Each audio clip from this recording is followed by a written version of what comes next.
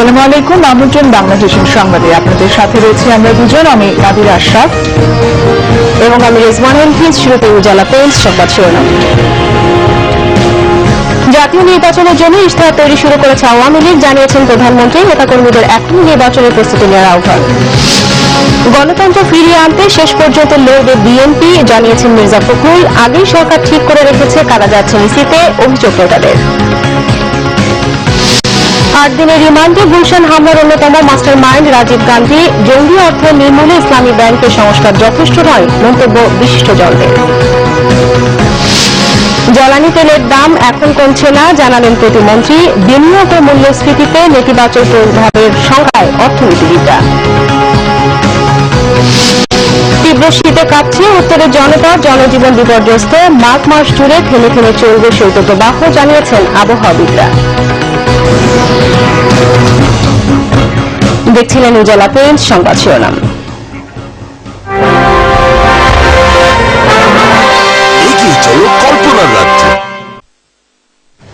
এবার বিস্তারিত সংবাদ। জাতীয় নির্বাচনের জন্য দলের ইশতেহার তৈরির কাজ শুরু হয়েছে জানিয়ে আওয়ামী লীগ নেতাকর্মীদের এখন থেকেই নির্বাচনের প্রস্তুতি নেওয়ার নির্দেশ দিয়েছেন প্রধানমন্ত্রী শেখ হাসিনা। আজ ধানমন্ডিতে আওয়ামী লীগ সভানেত্রীর কার্যালয়ে নেতাকর্মীদের সঙ্গে মত বিনিময়ে তিনি এই নির্দেশ দেন। সরকারের ধারাবাহিকতা থাকলে উন্নয়ন অব্যাহত থাকে বলেও মন্তব্য করেন প্রধানমন্ত্রী। দীর্ঘদিন পর ধানমন্ডিতে নিজ কার্যালয়ে আসেন আওয়ামী লীগ সভাপতি ও প্রধানমন্ত্রী শেখ হাসিনা। শনিবার বিকেল 4:30টায় কার্যালয়ে পৌঁছালে প্রধানমন্ত্রীকে অভ্যর্থনা জানান দলের নেতাকর্মীরা। পরে ব্রিফিং রুমে দলের অঙ্গ সংগঠন ও কেন্দ্রীয় নেতাদের সাথে মতবিনিময় করেন প্রধানমন্ত্রী। বলেন, আওয়ামী লীগ সরকার দেশের উন্নয়নে কাজ করে, তাই উন্নয়নকে প্রাধান্য দিয়েই আগামী দিনে ম্যানিফেস্টো তৈরির প্রক্রিয়া শুরু হয়েছে।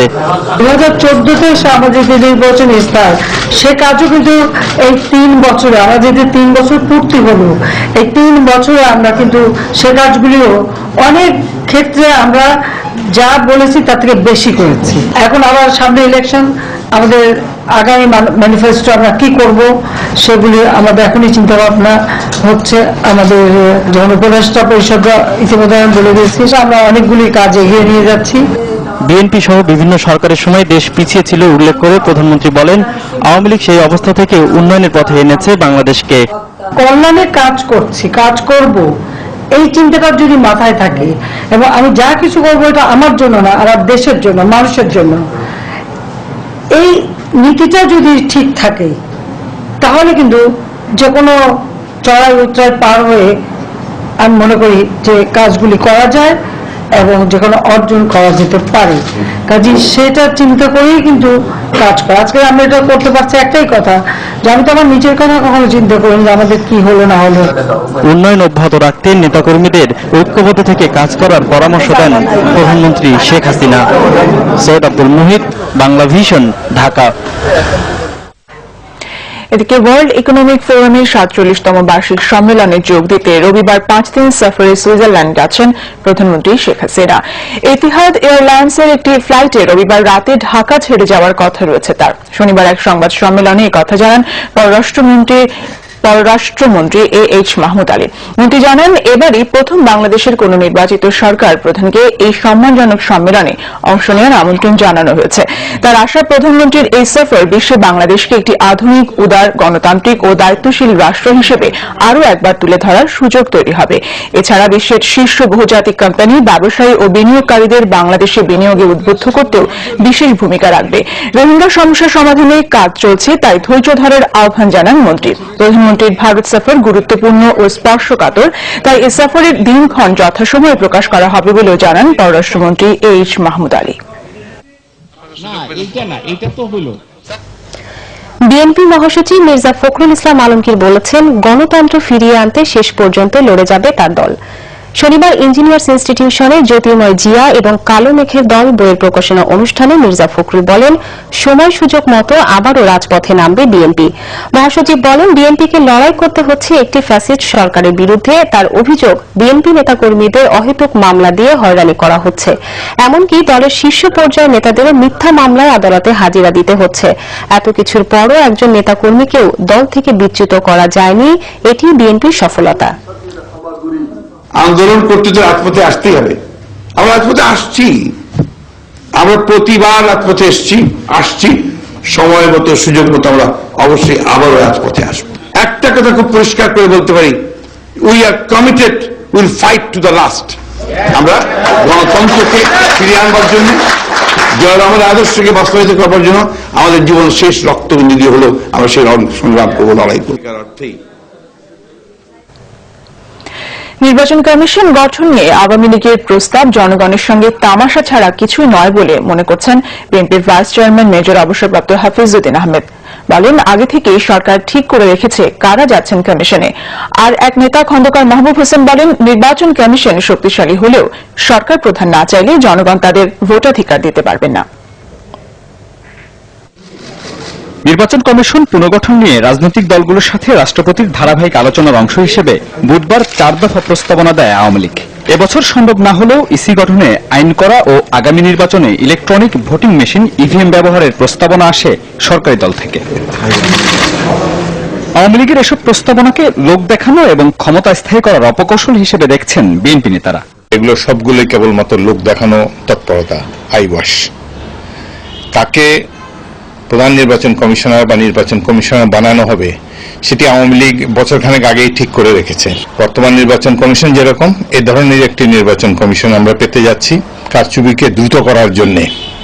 সারাদিন ব্যাপী কারচুপি করার চাইতে 1 ঘন্টার মধ্যে কাজ শেষ করার জন্য এই ভোটিং এ প্রস্তাব করা হয়েছে। এটা দেশবাসীর দাবি, সব দলের দাবি এবং আওয়ামী লীগেরও দাবি যে নির্বাচন কমিশনটা একটা শক্তিশালী নির্বাচন কমিশন হওয়া উচিত। বিএনপির সিনিয়র এই দুই নেতাই মনে করেন, নির্বাচন গ্রহণযোগ্য করতে শুধু নিরপেক্ষ কমিশনই যথেষ্ট নয়, প্রয়োজন ক্ষমতাসীনদের আন্তরিকতা। সেজন্য গ্রহণযোগ্য নির্বাচনকালীন সরকারও জরুরি। নির্বাচন কমিশন যতই শক্তিশালী হোক না কেন, তাদের যত সদিচ্ছাই থাকুক না কেন, একটি সরকারে যদি সদিচ্ছা না থাকে তাহলে নির্বাচন নিরপেক্ষ হবে না এবং গ্রহণযোগ্য হবে না। এত উন্নয়ন করেছেন, এত আপনাদের জনপ্রিয়তা, সুতরাং একটা ভালো আইন করে নির্বাচন দিয়ে আবার আপনারা আসেন, দেখা যাক জনগণ কি চায়। আমরা সবকিছুই বুঝি, তারা গায়ের জোরে, পেশি শক্তির জোরে ক্ষমতায় থাকবে, সবকিছুই হচ্ছে ওই তৎপরতার জন্য। ওই একটি নির্দিষ্ট লক্ষ্যেই তাদের সকল কার্যক্রম আবর্তিত হচ্ছে, যেটি হচ্ছে যেভাবেই পারি ক্ষমতায় থাকবো। বিএনপি নেতাদের মতে আগামী নির্বাচন সুষ্ঠু ও নিরপেক্ষ করতে জনগণই সরকারকে বাধ্য করবে। মিরাজ হোসেন গাজী, বাংলা ভিশন, ঢাকা। আওয়ামী লীগ সাধারণ সম্পাদক ওবায়দুল কাদের বলেছেন, নির্বাচন কমিশন গঠন নিয়ে রাষ্ট্রপতির সিদ্ধান্ত আওয়ামী লীগের বিরুদ্ধে গেলেও মেনে নেবে তারা। সুনামগঞ্জের জগন্নাথপুর উপজেলার কুশিয়ারা নদীর ওপর রানীগঞ্জ সেতু ভিত্তিপ্রস্তর স্থাপন অনুষ্ঠানে তিনি এসব কথা বলেন। ওবায়দুল কাদের বলেন, রাষ্ট্রপতি যেটা যথার্থ মনে করবেন তাই করবেন, তার প্রতি দলের আস্থা রয়েছে। তিনি আরো বলেন, নির্বাচন কমিশনের অধীনে বিএনপি সহ নিবন্ধিত সব দল যাতে অংশ নেয় তার ব্যবস্থা করতে সরকার রাষ্ট্রপতিকে অনুরোধ করেছে। বিএনপি এখন একটি ব্যর্থ নালিশ নির্ভর দলে পরিণত হয়েছে বলেও তিনি মন্তব্য করেন। নালিশের ভাঙা রেকর্ড বাজিয়ে শেখ হাসিনা সরকারকে সংবিধান থেকে সরাতে পারবে না বলেও জানান আওয়ামী লীগ সাধারণ সম্পাদক।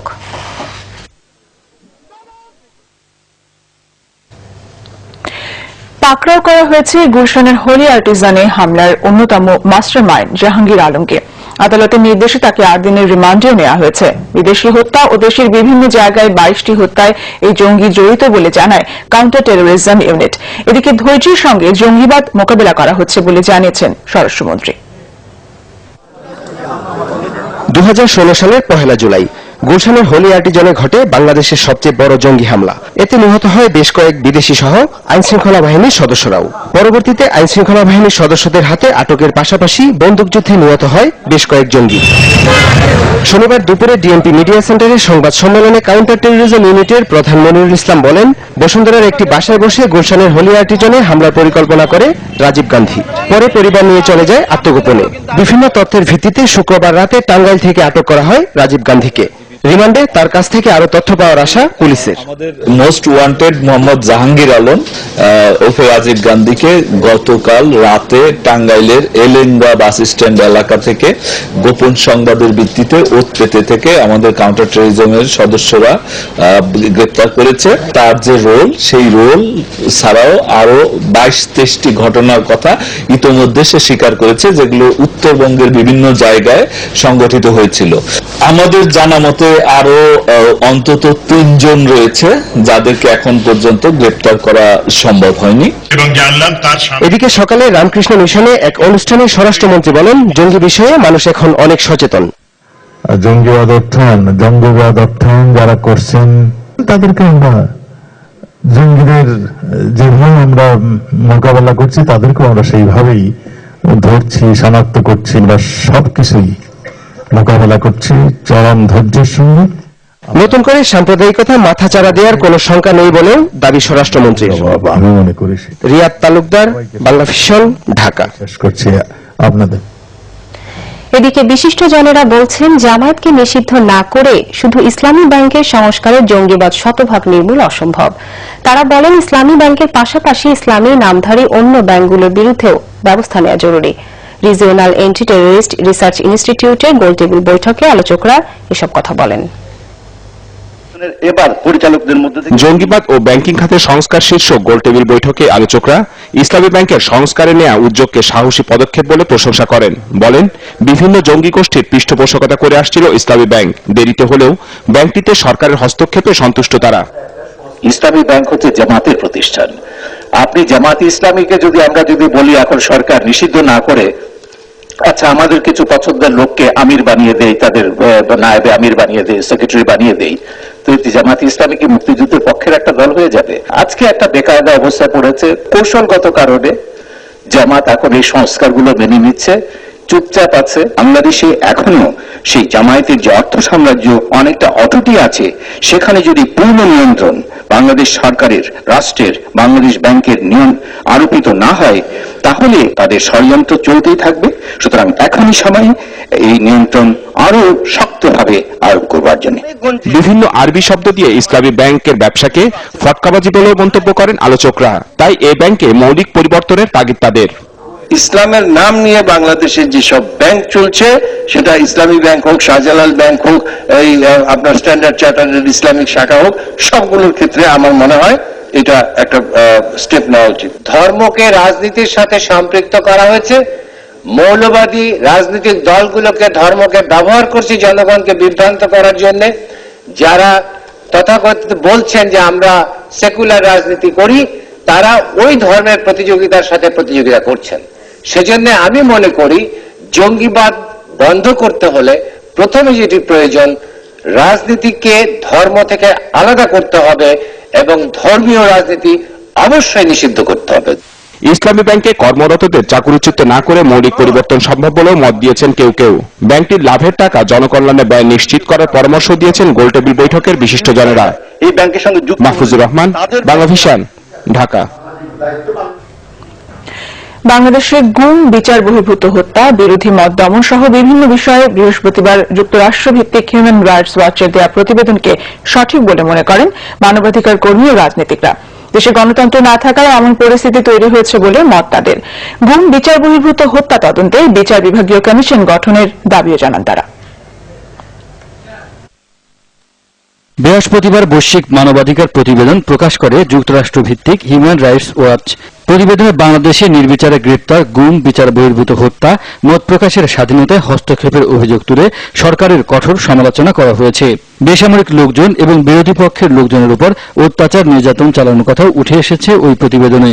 বাংলাদেশের মানবাধিকার কর্মী ও রাজনীতিকরা বলছেন, হিউম্যান রাইটস ওয়াচের প্রতিবেদনের তথ্য সঠিক। আমার তো মনে হয় তারা যে প্রতিবেদনটা দিয়েছে খুব একটা বাড়িয়ে কিছু বলেনি।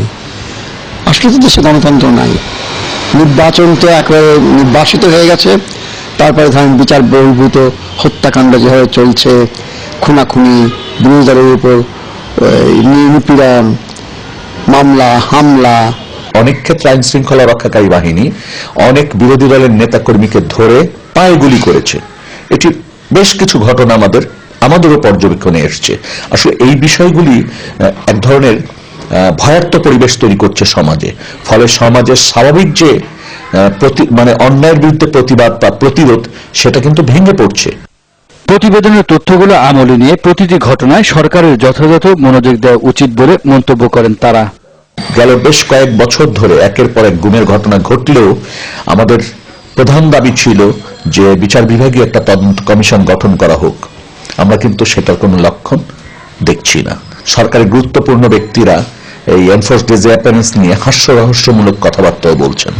ফলে যারা এই ধরনের অপরাধের সাথে যুক্ত তারা কিন্তু বিচারের ঊর্ধ্বে থেকে যাওয়ার সম্ভাবনাই দেখা দিচ্ছে। নির্বাচন যদি নির্বাসিত হয় এবং এইভাবে যদি মানবাধিকার লঙ্ঘিত হয়, তাহলে তো আমি বলবো যে এই সরকার মুক্তিযুদ্ধের চেতনার কথা যেটা বলে তার সঙ্গে নিজেই বিশ্বাসঘাতকতা করছে। শুধু আন্তর্জাতিক ক্ষেত্রে ভাবমূর্তি নষ্ট হচ্ছে সেজন্য নয়, দেশের স্বার্থেই এই ধরনের আচরণ থেকে তাদেরকে বিরত থাকতে হবে। সরকার কার্যকর পদক্ষেপ নিলে ভবিষ্যতে দেশের ভাবমূর্তি ক্ষুণ্ণকারী এমন প্রতিবেদন আর হবে না বলে মনে করেন তারা। প্রত্যেকটি দলকে ইমরুল কায়েস, বাংলা ভিশন, ঢাকা। দ্বিতীয় ধাপে জ্বালানি তেলের দাম সমন্বয়ের সিদ্ধান্ত থেকে সরে এসেছে সরকার। বিদ্যুৎ ও জ্বালানি প্রতিমন্ত্রী জানালেন, বিশ্ববাজারে দাম হঠাৎ করে বেড়ে যাওয়ায় এই মুহূর্তে জ্বালানি তেলের দাম কমানো হবে না। সরকারের এই সিদ্ধান্ত সঠিক হবে না মন্তব্য করে অর্থনীতিবিদরা বলছেন, এর নেতিবাচক প্রভাব পড়বে বিনিয়োগ ও মূল্যস্ফীতিতে।